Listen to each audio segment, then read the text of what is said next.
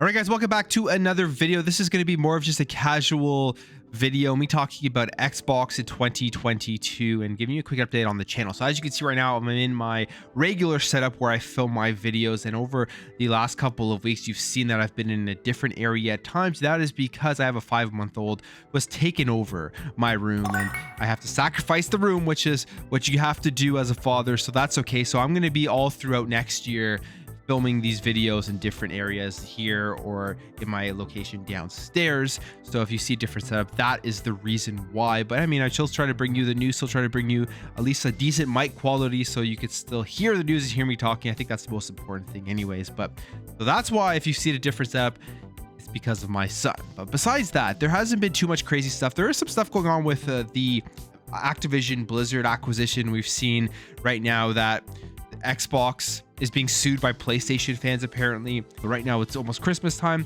This week, next week, there's going to be not very much big news, as most people are probably off, or if they're working, are working too hard. And if they are working too hard, there isn't going to be anything big from the big news outlets in the industries and in video games and all that type of stuff to talk about. So there isn't going to be anything like that. But what we are seeing right now within the Xbox community is kind of pushback from the Xbox community in 2022. There's been a lot of stuff with Xbox this year that you could say has been negative for the brand, and it's a year where it's kind of a step backwards for a lot of people from a very, very strong start from Xbox when they launched in 2020, had a great 2021, and then 2022 came, no big first party releases because of delays.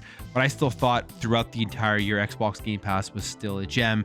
Played so many games, but I want to talk about some of the things that are going on when it comes to this channel. When it comes to me, when I talk about the news, when I talk about my opinions on stuff going on within the gaming industry, what I try to do is I try to make my video first, get my opinion out there, and then go look what the community and everybody is saying, because I don't want other people's opinions to affect the news that I'm providing you or my opinions that I'm providing you. I want this to be just myself, just the genuine, honest thoughts on what is going on. I know if you've watched my videos, you probably think that I'm always positive. So how can that be?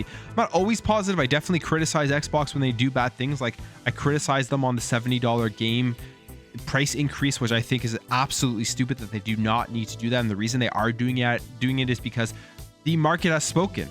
The market has said, hey, we accept $70 games. We want to pay the money. So you go ahead and do it because we're going to pay the money. And what I mean by that is if you look at a lot of the games that are $70, especially from the beginning of this generation, games like Madden, games like NBA 2K, all of PlayStation first party games, there's absolutely no way that all of these games need to be $70 for these companies to be able to make profits off of these video games. It was literally just a $10 cash grab. And Xbox coming out and saying that they have to make these adjustments now, they aren't doing it because they need to do it. They're doing it because the market has spoken, and they're just falling in line with the market, which I think is a terrible, bad move by them, because what they are saying here is that perceived value, that perceived consumer friendliness that Xbox had with not raising those prices is now completely gone, and also puts a lot more pressure on them to continue to deliver big first party titles that are worthy of that $70. I think they will deliver that. Don't get me wrong. I think they absolutely will knock it out of the park when it comes to the first party games that do eventually start coming out. But as of right now, they haven't delivered that. So that is the one thing this year that I would say has pissed me off the most with Xbox.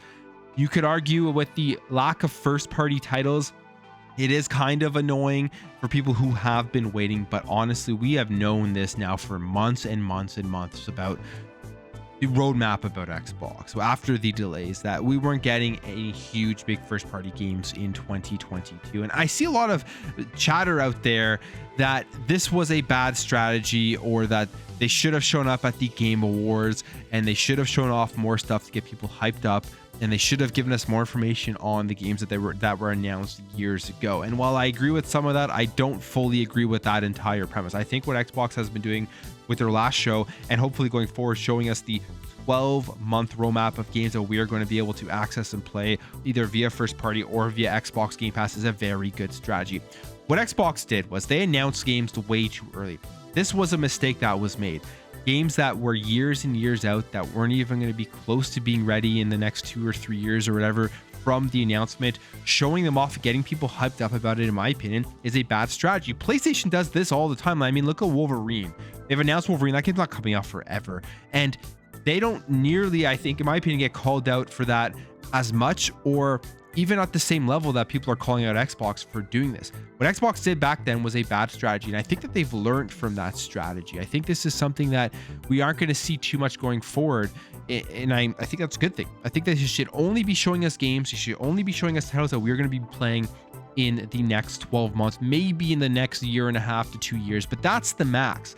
I don't care about CGI trailers. I don't care about title screens where they show off the name of a game that is in development that isn't going to be coming up for the next 5 years or so. I absolutely have no interest in that. I don't need to be hyped up all of the time. And maybe that's just my personality, but I want to see the games that I'm going to be able to play right now, the next year or so, first party or games coming to Xbox Game Pass. So a lot of the complaints about the Game Awards stuff, I absolutely disagree with. I couldn't care less that Xbox was not at the Game Awards. And I know I'm in the minority here, but Xbox showed up to every single showcase pretty much this year. They didn't show up to the Game Awards.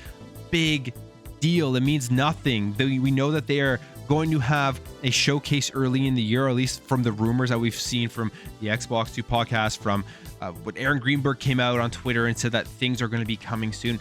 What do people expect them to do at the Game Awards? Did they expect them to come out and just show off title screens and show off CGI trailers, or show off games that weren't ready to be shown? It would have been another bad move on a large scale that we would be calling out later on down the road. So I'm actually absolutely okay they didn't show up at the Game Awards. I didn't even really think about it when the Game Awards ended, because there were so many other games out there that were shown off that I was excited to play. And I think having their own show, maybe in January, maybe in February, maybe March, whenever they do it in 2023, is a better move.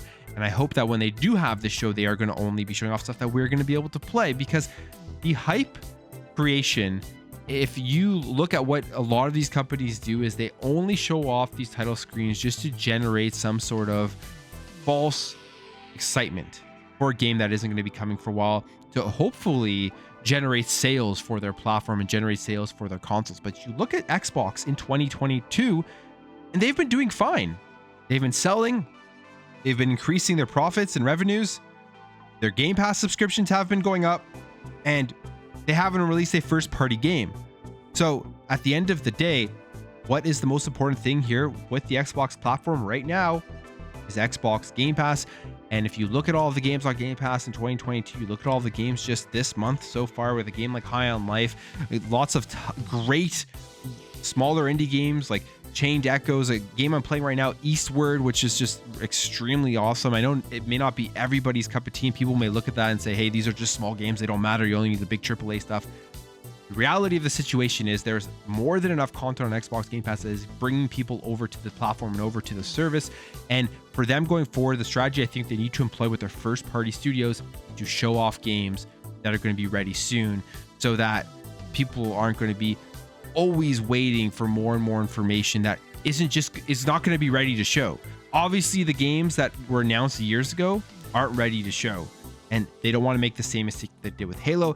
And you could call into question the management of the Xbox first party studios, which I have previously. I've said, hey, they got to get this thing on track. They got to get to a point where they are releasing their first party games every 3 to 4 months to really add that extra value to Game Pass, and to be able to deliver on having 23 studios. There really is no excuse for that. But all this to say is that this entire thing with Xbox right now in 2022, it's been a rough year for a lot of people. Some people are very worked up about it. I'm somebody who has enjoyed Xbox this year, even without the first party stuff, even with some of the mistakes that they have made. I've really enjoyed the platform. I come home, I get on my Xbox, load up Game Pass, and there's always something for me to play.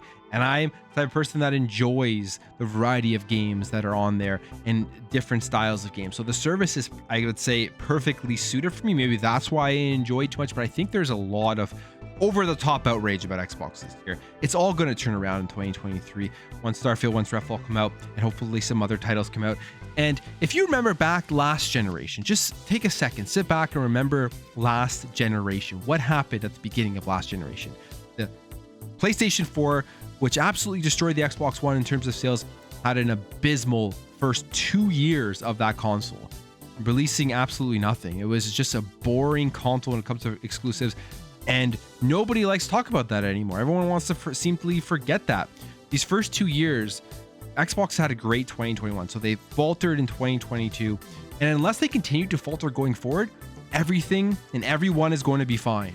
And that's what I think the truth of the matter is. I know people are tired of waiting. I'm tired of waiting myself too. I want to see that production from their first party studios, but I fully have faith that it is going to happen, and we're going to really start to see that in 2023. But that's it for me, guys. What are your thoughts on this? Do you agree with me? Do you disagree with me?